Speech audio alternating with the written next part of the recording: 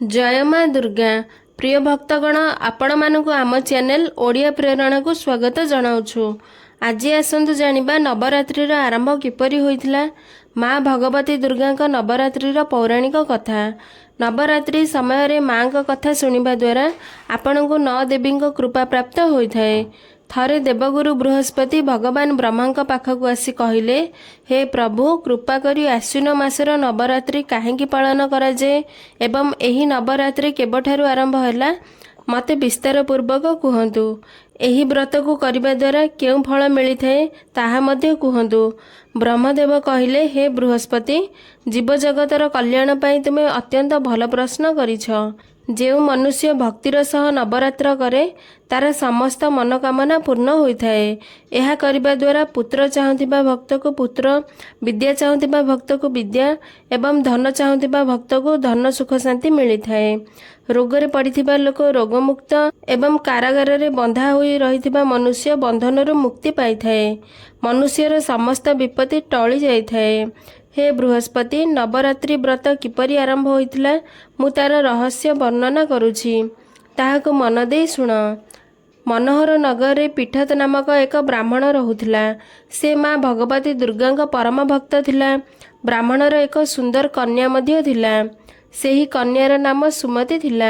ब्राह्मण प्रतिदिन माँ दुर्गा पूजा करी हवन क्रिया करुथिले। सेही समय रे सुमति मध्य सेठी उपस्थित रही निजर पितांक सह पूजा पाठ करुथिला। गोटे दिन सुमति निजर सांगसाथींक सह खेलुथिला एवं भगवती माँ दुर्गा पूजा रे उपस्थित होई पारिला नहीं। झियर एपरी असावधानता देखि ब्राह्मण बहुत दुखित हैला। से तांको झियो को क्रोधबर होई कहिले, हे दुष्ट झियो, आज सकाळ ठारू तुमे देवी भगवती पूजा न करी तांको अपमानित करिछ। तेणु मु तुमको जड़े कुष्ठरोगी एवं जड़े गरीब लोक सहित विवाह कराई देबी। पितांक ठारू एपरी कुपित कथा सुनी सुमति बहुत दुखित हैला एवं से कहबाकू लागिला, हे पिताश्री, मु तुमर झियो, मु संपूर्ण भाव तुम अधीन रे तुम नियंत्रण रे। तुमे मते जेपरी इच्छा विवाह कराई पारिबो। हेब ताहा जहा मोर भाग्य रे लेखा अछि। मोर पूर्ण विश्वास अछि। मनुष्य ता इच्छा विषय रे चिंता करे, किंतु ताहा हुए जहा भाग्यर विधाता ता पाई लेखिछि। जी जेपरी करे ताकु फल तार कर्म अनुसार ही प्राप्त होइथाए।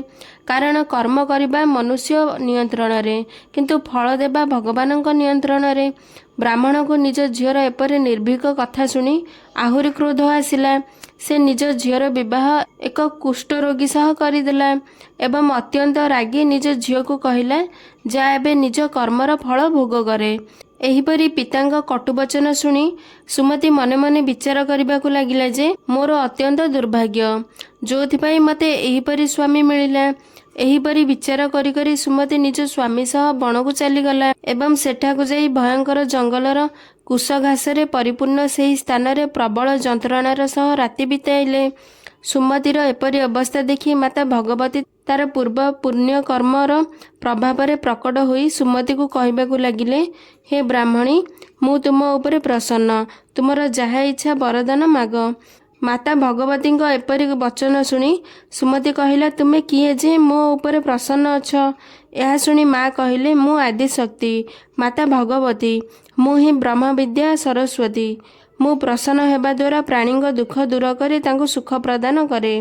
हे ब्राह्मणी, मु तुमर पूर्वजन्मर पुण्य फलर प्रभाव रे प्रसन्न। तू पूर्वजन्म एक निषादर पत्नी थिलु एवं पतिव्रता थिलु। गोटे दिन तो स्वामी चोरी करिबा कारणरू सिपाही आसी तुम दुही को धरी नहीं गला एवं नहीं जाई कारागार रे बंद करिदेला। से लोक माने ताते एवं तो स्वामी को भोजन मध्य देले नहीं। एही प्रकार नवरात्र दिन रे तुमे दुहे किछि भी न खाई न पी तुमर 9 दिनर नवरात्र व्रत होई गला। हे ब्राह्मणी, सेही दिन रे जो व्रत हैला सेही व्रतर प्रभाव रे मु तते मनोवांछित फल देउछि। तोर जहा इच्छा तू बर मागी पारिबु।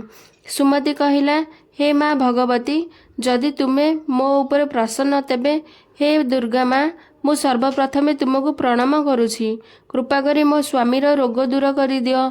माँ कहले, सेही दिन रे तू जे व्रत करिछु सेथिरु मात्र गोटे दिनर पुण्य फलर अर्पण रे ତୁ ତୋ ସ୍ୱାମୀର ରୋଗ ଭଲ କରିଦେବୁ। ଏହା ଶୁଣି ସୁମତି କହିଲା ଠିକ୍ ଅଛି। ସେହି ସମୟରେ ମା ଭଗବତୀଙ୍କ ଆଶୀର୍ବାଦରେ ତା ସ୍ୱାମୀର ଶରୀର କୁଷ୍ଠରୋଗରୁ ମୁକ୍ତ ହୋଇ ବହୁତ ସୁନ୍ଦର ହୋଇଗଲା। ସୁମତି କହିଲା, ହେ ମା ଅମ୍ବେ, ମୋ ଭଳି ଜଣେ ଅପରାଧୀ ଅସହାୟକୁ ମୋ ବାପା ଜଣେ କୁଷ୍ଠରୋଗୀ ସହିତ ବିବାହ ଦେଇଦେଲେ ଏବଂ ମୋତେ ଘରୁ ବାହାର କରିଦେଲେ। ମୁଁ ଏହି ଜଙ୍ଗଲରେ ମୋ ସ୍ୱାମୀଙ୍କ ସହ ଅସହାୟ ହୋଇ ବୁଲୁଥିଲି। ତୁମେ ହିଁ ମୋର ସହାୟକ ହେଲ। ଏହିପରି କହି ସୁମତି ମା ଭଗବତୀଙ୍କ ସ୍ତୁତି ଗାଇବାକୁ ଲାଗିଲା।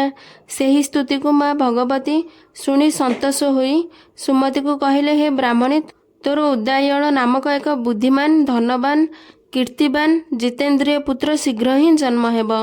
ଏହାପରେ ସୁମତି ମା ଭଗବତୀଙ୍କୁ ନବରାତ୍ରର ବ୍ରତ ପୂଜାବିଧି କିପରି ପାଳନ କରାଯାଏ ସେସବୁ ପଚାରି ସେହି ଦିନଠାରୁ ପ୍ରତିବର୍ଷ ଆଶ୍ୱିନ ମାସ ଶୁକ୍ଳ ପକ୍ଷରେ ପ୍ରତିପଦାରୁ 9 ଦିନ ଯାଏଁ ନବରାତ୍ର ଭକ୍ତିର ସହ କରିବାକୁ ଲାଗିଲା ଏବଂ ସେହି ଦିନଠାରୁ ନବରାତ୍ର ଆରମ୍ଭ ହେଲା।